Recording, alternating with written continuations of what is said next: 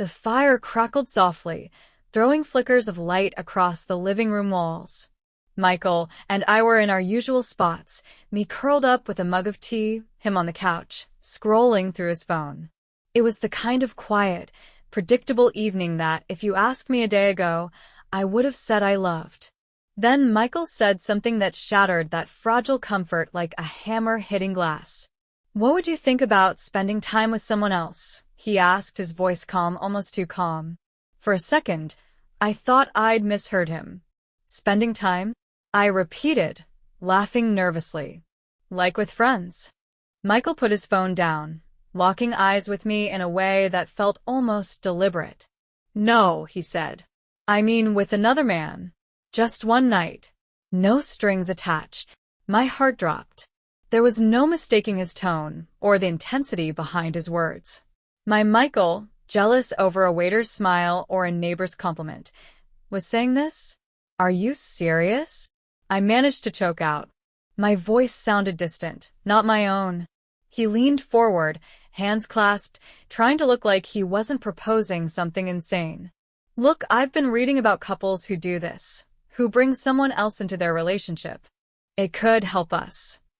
His words came cautiously, like a man walking through a minefield, but they detonated inside me all the same. "Help us," I echoed, my voice sharp. "What is this even about, Michael? Are you bored? Am I not enough for you anymore?" He sighed, running a hand through his hair, his usual tell when he didn't know how to explain himself. "It's not that, Sarah. It's not about you not being enough. It's about us, our marriage. Things have felt routine. Stale. Routine. Stale." Those words hit harder than they should have, probably because part of me feared he was right. I'd felt it too, this quiet numbness settling between us over the past year. But I told myself it was normal. Everyone went through phases, right? Phases weren't a reason to audition someone else? I couldn't help myself. "And who exactly do you think would be perfect for this little experiment?" I said, trying and failing to keep the venom out of my voice. Michael hesitated, but not for long enough. "James." My jaw dropped. "James." Our gym trainer. The one Michael had introduced me to months ago when he insisted I join him for some couples fitness. Tall, confident, and annoyingly magnetic, James was the type of guy you'd picture on the cover of a fitness magazine, all smiles and perfect abs. And now I realized that Michael hadn't just been encouraging me to work out. He'd been laying the groundwork for this. "You've got to be kidding me," I said, standing so fast my blanket fell to the floor. "You've thought about this with James? You've actually planned this?" Michael stayed calm, and that infuriated me even more. "I didn't plan anything," he said. "I just thought about it. I'd never bring it up if I didn't think it could bring us closer." Closer. The word hung in the air, heavy and mocking. How could something like this bring us closer? "Michael, I can't even." My voice broke, and I turned away, tears stinging my eyes. I couldn't let him see me cry. "You've completely lost your mind." Instead of chasing me, he stayed seated, his calmness unnerving. "Just think about it," he said quietly.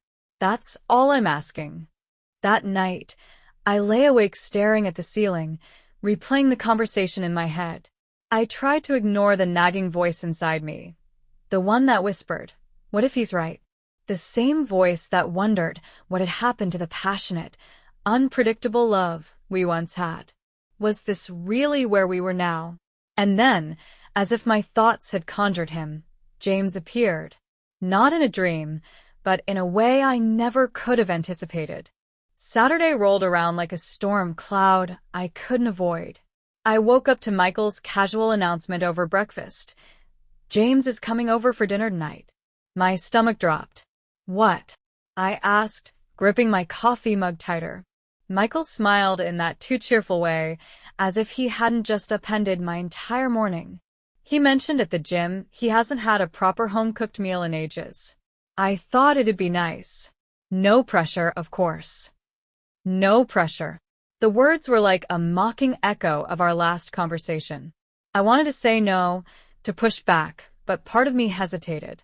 Was this a test? A trap? Or worse, was it something Michael truly believed would fix the cracks in our marriage? The day passed in a blur of overthinking and half-hearted attempts to distract myself. By the time the doorbell rang that evening, my nerves were so frayed, I almost dropped the salad bowl I was holding. Michael answered the door, greeting James like they were long-lost brothers. Their laughter echoed down the hallway before I even saw him. And then there he was.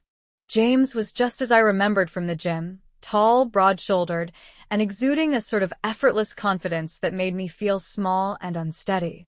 His smile was warm, his handshake firm, and when he looked at me, I swear he held my gaze just a second longer than necessary.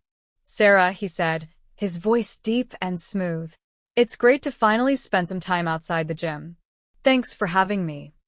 I forced a polite smile, trying not to let my discomfort show. "Of course. Make yourself at home." The dinner started off innocently enough. Michael was in full host mode, pouring wine, cracking jokes, and steering the conversation like a seasoned captain. But as the night went on, I couldn't shake the feeling that I was being watched, not in a creepy way, but in a way that made the hairs on the back of my neck stand up. James was charming, no question about it. He shared stories about growing up in Austin, his love for hiking, and how he'd ended up as a fitness trainer after walking away from a corporate job that sucked the soul out of him. He was funny, self-deprecating, and knew exactly when to laugh at Michael's jokes or offer a thoughtful comment to keep the conversation flowing. And yet, his attention kept shifting back to me. "You're an amazing cook, Sarah," James said at one point, raising his glass in a small toast. "This is incredible." Michael leaned back in his chair, a smug grin spreading across his face. "See, Sarah? I told you James would appreciate it." I glanced at Michael, trying to gauge whether he was deliberately fanning the flames or just being clueless. Either way, I couldn't ignore the heat creeping up my neck. As the evening wore on, I found myself noticing little things about James, the way his eyes lit up when he talked, the way he listened so intently, as if you were the only person in the room. It was unsettling, not because I felt flattered, though embarrassingly I did, but because I caught myself responding to it, laughing a little too freely at his jokes, meeting his gaze a little too often. Was this the effect Michael wanted? Or was it something else entirely? Michael didn't miss a beat, though. At one point, he looked between us, his smile tinged with something I couldn't quite place. "You two are getting along great," he said, his voice just a bit too casual. I froze, my fork hovering midair. James didn't seem fazed. "Well, Sarah's easy to get along with," he said, flashing me that infuriatingly perfect smile. "You've got a good one, Michael." The compliment felt like a spotlight, and I quickly looked down at my plate, my appetite suddenly gone. After dessert, Michael left the room to grab more wine, leaving me and James alone for the first time. The silence was deafening, and I could feel his eyes on me as I fiddled with my napkin. "You're quiet tonight," he said softly, breaking the tension. I forced a laugh. "Just a lot on my mind." James tilted his head slightly, studying me in a way that felt far too intimate. "Well, whatever it is, I'm sure you'll figure it out.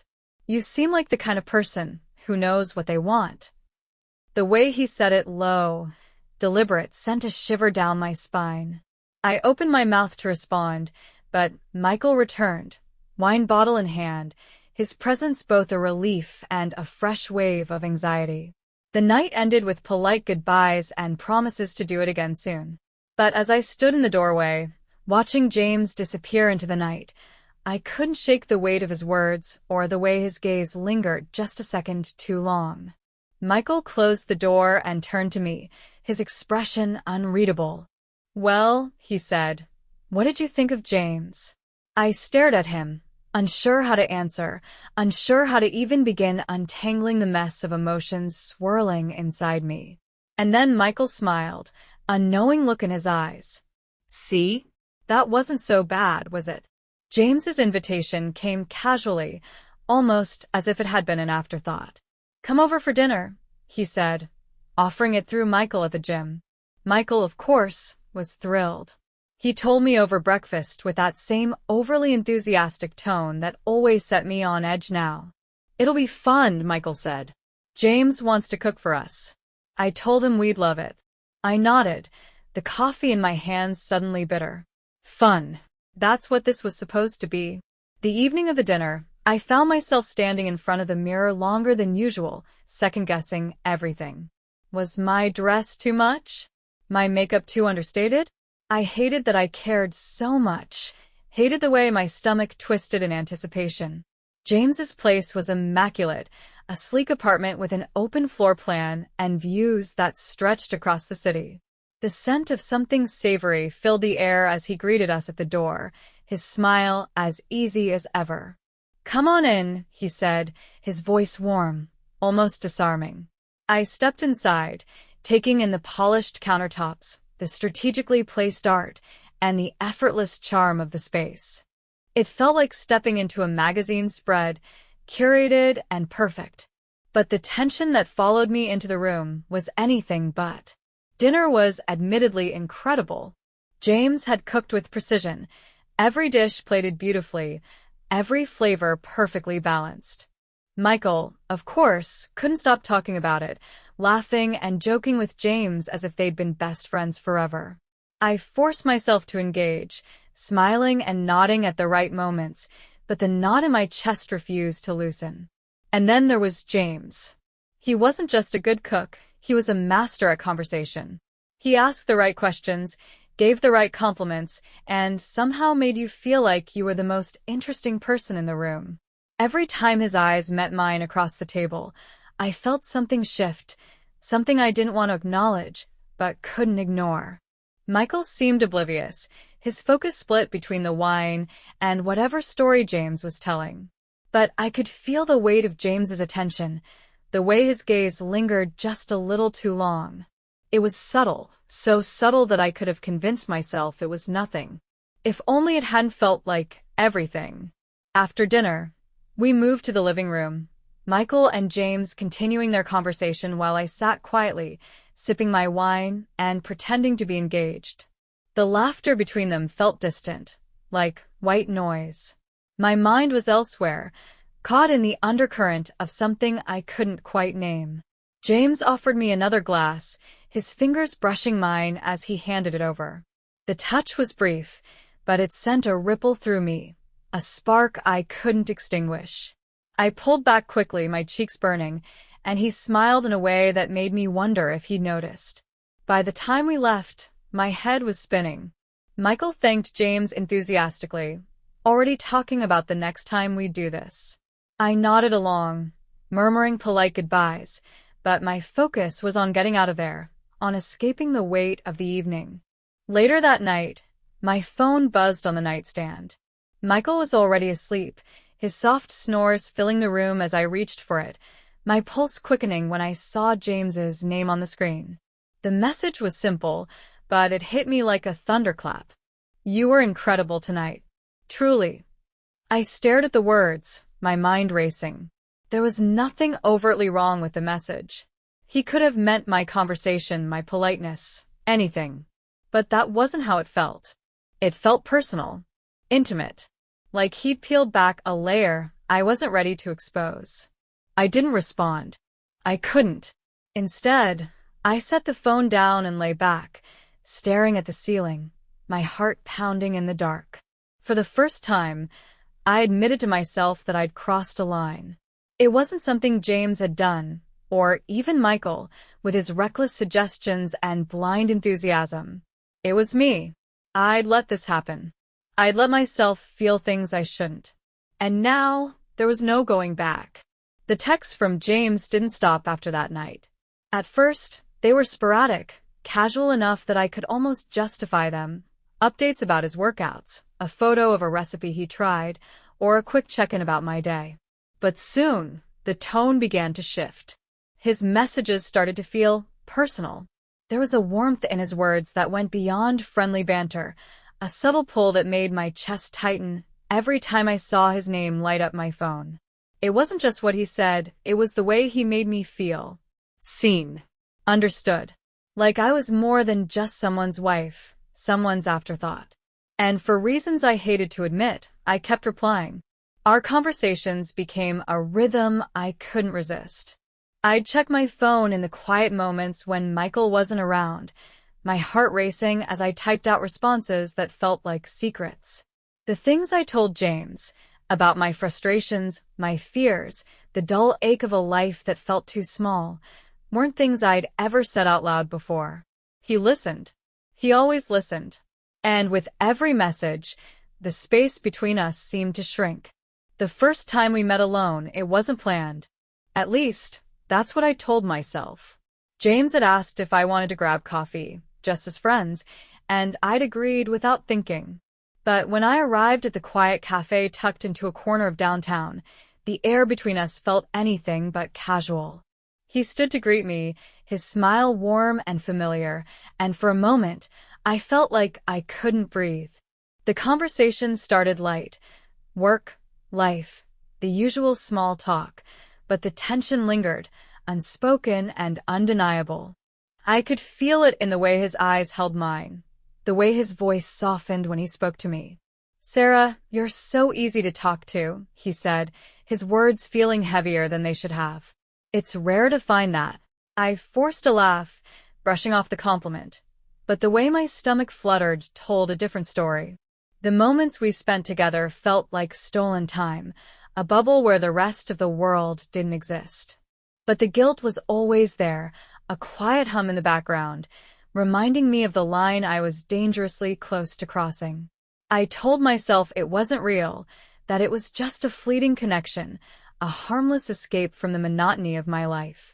But the way I felt around James, the way his presence lit something inside me I thought I'd lost, made it impossible to believe that lie. One afternoon, James texted me, asking if I had time to meet again. I hesitated, my thumb hovering over the screen. I should have said no. I should have ended it right there. Instead, I found myself driving to the park where he'd suggested we meet, my heart pounding in my chest. He was waiting by the lake, his hands in his pockets, the sunlight catching the edges of his smile.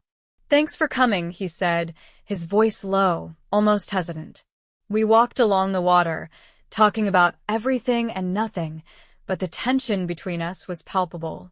Every step felt heavier, every glance charged with something I didn't want to name. And then he stopped, turning to face me.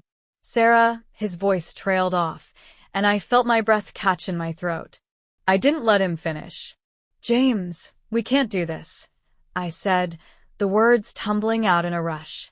"Whatever this is, it has to stop." He nodded, his expression unreadable. "I know," he said softly. But the way he looked at me, the quiet intensity in his eyes, made it clear that neither of us believed it. That night, I lay awake in bed, the weight of the day pressing down on me. I replayed every word, every look, every moment, over and over in my mind. I told myself it wasn't too late, that I could still fix this. But deep down, I knew the truth. I'd already crossed a line, and there was no going back.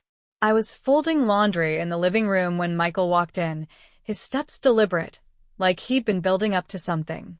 He didn't sit down right away, instead pacing for a moment, fiddling with the cuff of his sleeve before he finally spoke. "You've seemed distracted lately," he said, his tone casual but probing. I froze, the shirt in my hands suddenly heavier. "Distracted?" I repeated, forcing a neutral tone. Michael nodded, leaning against the back of the couch, his arms crossed. "I've been thinking about what we talked about a while back. About James." My stomach dropped. The mention of his name felt like a jolt, sharp and unwelcome. "What about him?" I asked, keeping my eyes on the laundry, praying my hands wouldn't betray the sudden tremor running through me. Michael didn't hesitate. "What if you met with him? Alone, just to see how it feels?" I looked up at him, blinking in disbelief. "Are you serious?" His expression was calm, almost unnervingly so. I just think it might help us. You've been distant, Sarah. Something's changed, and I don't want us to keep pretending it hasn't. I stared at him, my thoughts a tangled mess. He wasn't wrong, things had changed. But the idea that this was his solution? It felt like standing on the edge of a cliff, the ground crumbling beneath my feet. I don't know what you're expecting, I said, my voice quieter than I intended. How is this supposed to help anything? Michael sighed, running a hand through his hair. Because maybe it'll bring us closer. Maybe it'll remind us why we're together in the first place. I couldn't believe what I was hearing. Closer? By pushing me toward someone else. He sat down on the arm of the couch, his gaze steady. It's not about pushing you away. It's about giving you freedom. About breaking out of this rut we've been in. I shook my head, unable to process the words. This isn't a rut, Michael. This is our marriage. And you're asking me to. My voice cracked and I stopped, taking a deep breath. I don't understand how you can even suggest this. I'm suggesting it because I care about you, he said, his tone softer now. Because I don't want us to wake up one day and realize we've lost each other completely. The weight of his words hung between us, heavy and suffocating. I wanted to tell him he was wrong, that we could fix this without dragging someone else into it. But part of me, the part that had been unraveling since James entered our lives, couldn't ignore the temptation. The idea of meeting James again, of seeing where this pull between us might lead, was as terrifying as it was enticing. And that terrified me more than anything. That night, Michael's words echoed in my mind as I lay awake, staring at the ceiling. I could hear his steady breathing beside me, so calm, so certain, while my thoughts raced in every direction. I hated the doubt he'd planted in my mind, the way he'd made it seem like this was the answer. But what scared me most was the realization that, deep down, a part of me didn't want to say no. The message came late one evening, long after Michael had gone to bed. I was sitting at the kitchen table, absently scrolling through my phone, trying to distract myself from the weight pressing on my chest. And then his name appeared. It wasn't unusual for James to text me, but the tone of this one stopped me cold. Sarah, I need to talk to you. Can we meet? Please. I stared at the screen, my heart pounding in my chest. I knew I should ignore it. I knew I should delete the message, let the silence be the answer. But instead, I found myself typing, my hands moving faster than my thoughts. When? The next day, I found myself sitting across from James at a quiet cafe tucked into a corner of town where no one would recognize us. He looked different. Not the confident, easygoing man I'd come to know. He seemed nervous, almost hesitant, as if he were carrying the weight of something he didn't know how to say. For a moment, neither of us spoke. The air between us was heavy with everything unspoken. And then he broke the silence. Sarah, he began, his voice low, steady, but filled with something I didn't want to name. I can't keep pretending this is nothing. My breath caught in my throat, but I stayed silent, unable to look away from him. He leaned forward, his hands clasped on the table. I know this is complicated. I know it's wrong, but I can't stop thinking about you. About us. About what this could be. The words hit me like a tidal wave, crashing over the fragile walls I'd tried to build. I opened my mouth to respond, but nothing came out. He continued, his voice softer now. I feel something with you, Sarah. Something real. And I think you feel it too. There it was. The truth I'd been avoiding, laid bare between us. My chest felt tight, and for a moment, all I could hear was the pounding of my heart. He reached for my hand, his touch warm, familiar, and far too comforting. You don't have to say anything, he said. I just needed you to know. I pulled my hand back, the motion more abrupt than I intended. James, this isn't fair, I said, my voice shaking. To me, to you, to Michael. None of this is fair. He looked at me, his expression pained. I know, but it doesn't make it any less real. I shook my head, tears stinging my eyes. It has to stop. Whatever this is, it can't continue. His jaw tightened, but he nodded, leaning back in his chair. If that's what you want. It's not about what I want, I said, my voice breaking. It's about what's right. Driving home, I could barely see the road through the tears streaming down my face. The weight of James's words, of my own choices, pressed down on me, suffocating. For weeks, I'd let myself get swept up in something I knew was dangerous. I'd ignored the warnings, the guilt, the quiet voice in the back of my mind telling me to stop. And now I'd reached the breaking point. When I walked through the door, Michael was sitting on the couch, flipping through a magazine. He looked up, his brow furrowing when he saw me. "You okay?" he asked. I nodded quickly, brushing past him toward the bedroom. "Yeah, just tired." But as I sat on the edge of the bed, staring at my reflection in the mirror, I knew I couldn't keep pretending. Not to Michael. Not to myself. That night, I told Michael everything. Not about James's confession, but about my own doubts, my own fears about our marriage.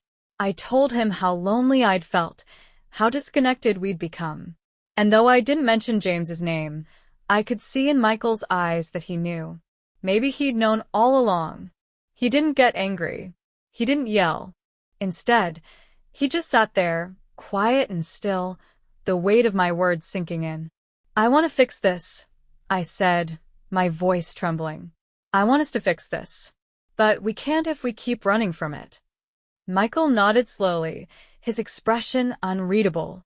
"I want to fix it too," he said finally. "But it's going to take time." As the days passed, I cut off all contact with James. I deleted his messages, avoided the gym, and ignored the ache in my chest every time I thought of him. It wasn't easy. It felt like losing a part of myself, a part one hadn't realized was missing until he came along. But I knew it was the right choice. For me. For Michael. For the life we'd built together. And yet, the cracks remained. Between Michael and me, between the person I was and the person I wanted to be. The road ahead felt uncertain, filled with questions I didn't know how to answer. Had I already done too much damage? Could we ever find our way back to each other? Or would the ghost of James, the memory of what almost was, always linger between us? I didn't have the answers. All I knew was that I had to try, and that trying might be the hardest thing I'd ever done.